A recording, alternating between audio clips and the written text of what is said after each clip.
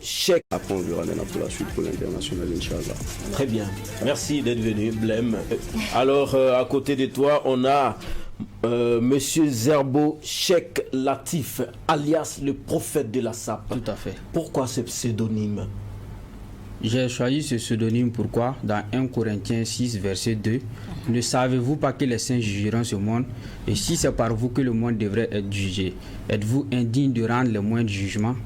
Au vu de ça, dans la Bible, j'ai compris que je suis un saint et ma mission c'est de coloniser. Et sachant que je dois juger, ma mission de juger doit aller forcément avec le nom prophète de la SAP, parce qu'un prophète c'est quelqu'un qui met les gens sur le droit chemin, quelqu'un qui a un peuple à coloniser et un peuple à envoyer à la lumière. Ouais. Voilà pourquoi. Donc ta mission c'est de coloniser les non-savants. Les non-savants en matière de vêtements. Ouais. Parce que je suis un poids lourd et moi c'est les vêtements que je maîtrise. Très bien. Alors, j'ai dit les poids lourds. Déjà, je voulais poser une autre question, mais je rebondis sur celle-là. Sur quoi est-ce que tu te bases pour te qualifier de poids lourd? Avant toi, il y avait des concepteurs de la SAP au Burkina Faso. Tu dis que tu es un pionnier, ça, c'est pas totalement vrai, parce que on t'identifie souvent au makoko, qui est la matière, la coupe et la couture. Ça existait depuis des années. Oui. Mais toi, tu viens maintenant, tu dis, ouais, toi, tu es un pionnier de la SAP. Quelle est la différence ou qu'est-ce qui te caractérise véritablement?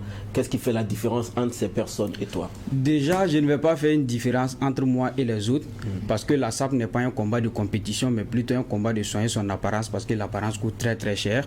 Et si je vais faire référence à la Bible, Galates 6, verset 4, qui dit que vous devez examiner vos actions et ne pas vous comparer aux autres.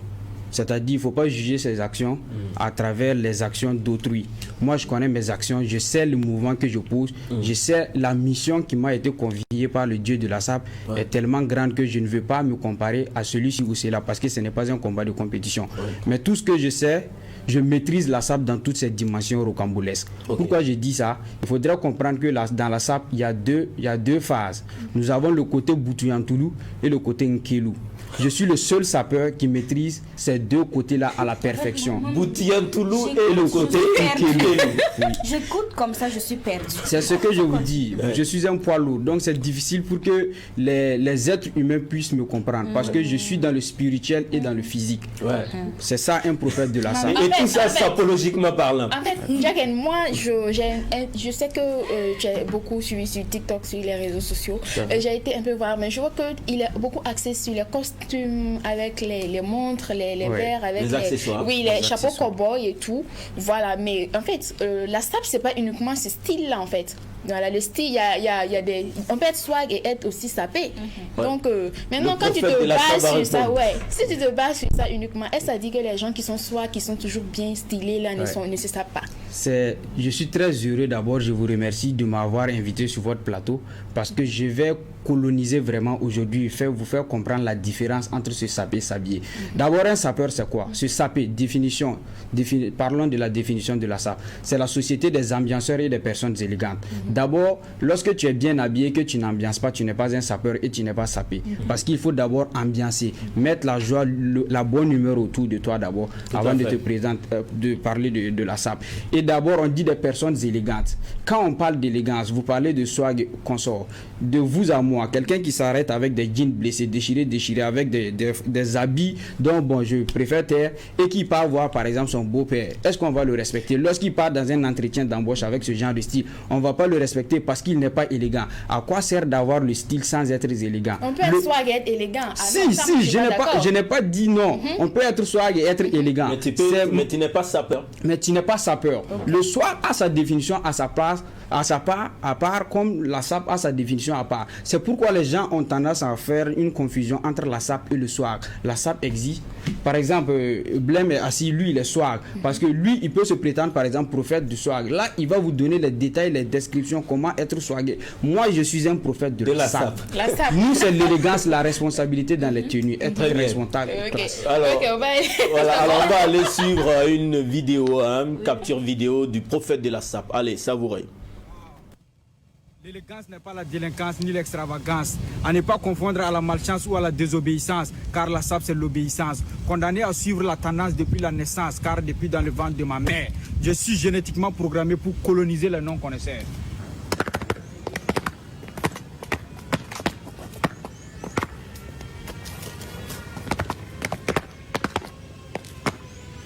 Voici la position de gloire. Ça, c'est la position de gloire sur le trottoir du pouvoir. Mouvoir sans croire qu'il va falloir échouer tous ses pouvoirs. C'est pourquoi l'animal est toujours serein.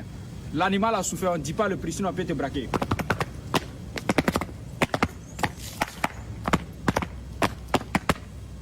Oui. Interdit au moins de 35 ans.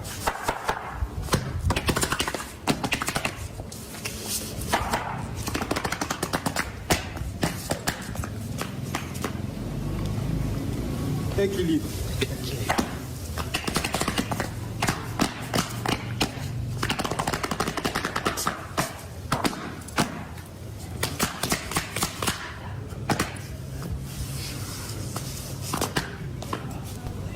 Ah oui, une vidéo performance du prophète de la SAP. Comment ça se présente, le prophète? Donc, ce que vous avez vu, c'est une démonstration sapéritique à destruction massive, comme nous le disons dans notre langage, et on appelle ça la diatance. Et il faudrait savoir que nous mettons ici l'animal en valeur, c'est-à-dire la peau de l'animal en valeur. Pourquoi? Parce que l'animal souffre depuis la nuit des temps. Passant de l'Antiquité au Moyen-Âge, passant par la Renaissance jusqu'à nos jours, l'animal a toujours souffert. Et même dans le temps des prophètes, je vais faire allusion à Matthieu 3, verset 4. Il a dit quoi dans Matthieu 3, verset 4? Je vais aller d'abord Matthieu 3, verset 1 pour venir avec les détails bien millimétrés. Est-ce qu'on a le temps? D'accord. Matthieu 3, verset 1, il dit que en ce temps-là parut Jean-Baptiste prêchant dans le désert de Judée.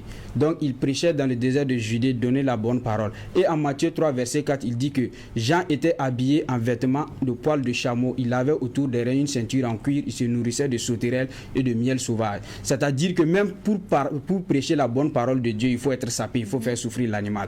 Qui suis-je alors pour ne pas faire souffrir l'animal? Ouais. Donc ça veut dire en fait que la SAP est biblique avant tout. Biblique, c'est-à-dire la SAP c'est la lumière.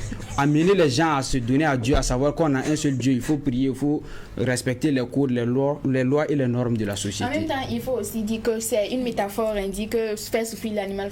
On ne parle pas vraiment de la souffrance animale en tant que telle. Voilà, nous sommes à la télé, donc il faut faire la part des choses. Voilà. Oui, c'est une métaphore. C'est ça, très bien, oui. Donc on va avancer. Concrètement, je veux poser la question ultime. Au prophète? Oui, concrètement, qu'est-ce qu'un sapeur? C'est quoi être sapé correctement selon toi? Un sapeur, ce n'est pas d'abord, c'est pas forcément les vêtements, mais c'est la manière de vivre, le comportement. C'est un partisan de paix, un partisan de bonne humeur, un partisan de la joie. Quelqu'un qui cultive l'amour autour de lui et quelqu'un qui tient en compte l'hygiène ou l'assainissement, comment être propre. D'abord, c'est la propriété, comment éviter les maladies. C'est ça la SAP, parce que bien s'habiller, c'est avant tout être propre, un environnement soigné. Celui qui se sape ne tombe jamais malade. Celui qui se sape ne souffre jamais du paludisme. Parce que tu sais que, vous savez, le paludisme, c'est le moustique qui donne le paludisme. Si vous avez une bonne formation en hygiène ou assainissement, vous savez qu'il ne faut pas jeter les eaux usées devant la porte. Lorsque vous lavez les habits, il faut éloigner tout ce qui est sale. Lorsque tu sors des toilettes, il faut laver sa main au savon et tout. Donc un sapeur, quelqu'un qui respecte toutes ces normes et ces codes-là, il ne tombe jamais malade. Adieu la diarrhée vestimentaire, adieu la constipation vestimentaire, adieu à la sécheresse vestimentaire. Très bien. Alors, Blemso, c'est vrai que toi tu es un artiste, hein.